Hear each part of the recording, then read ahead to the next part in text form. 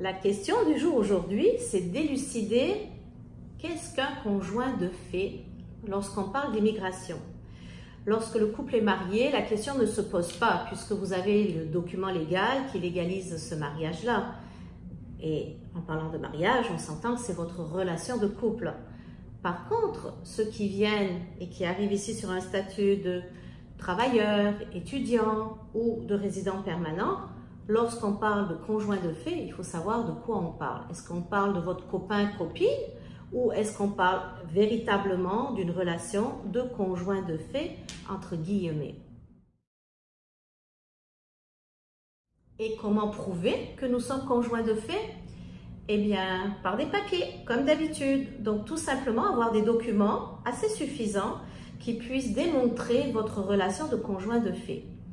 Et qu'est-ce qu'on doit démontrer en fait qu'on est conjoint de fait? Eh bien, il faut prouver, selon les règlements au niveau de l'immigration, que vous avez une vie de couple pendant 12 mois avant votre arrivée au Canada, minimal. Ça veut dire quoi? Ça veut dire que vous avez vécu ensemble, sous le même toit et bien entendu dans la même chambre. Donc si vous étiez colocataire, ça ne marche pas. Mais si vous avez vécu ensemble à la même adresse, eh bien vous êtes théoriquement un conjoint de fait.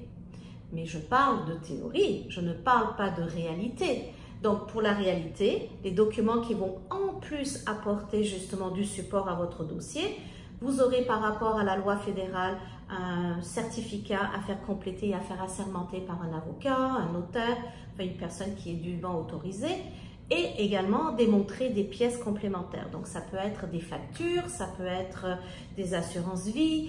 Attention, pour les Français, le PAX ne fonctionne pas. Si vous êtes paxé, ça n'a aucune valeur juridique ici pour démontrer votre relation de conjoint de fait. Un autre élément important aussi pour ceux qui se destinent à venir au Québec et devenir résident permanent au Québec.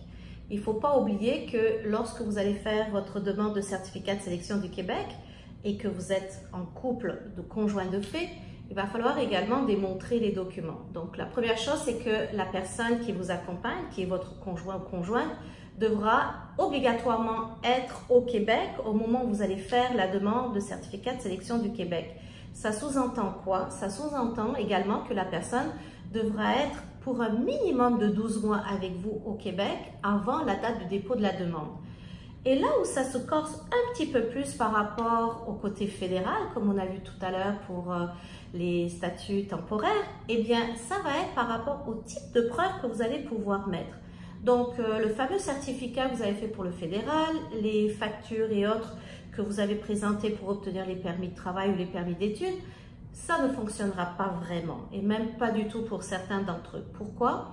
Parce que le Québec exigera que vous puissiez, dans le cadre de la demande de votre CSQ, apporter des documents où vos deux noms vont apparaître dessus. Donc si vous faites des factures, essayez d'avoir des factures où vos deux noms apparaissent. Ce sont des factures qui datent de minimum 12 mois avant et à date d'aujourd'hui pour montrer bien entendu votre relation.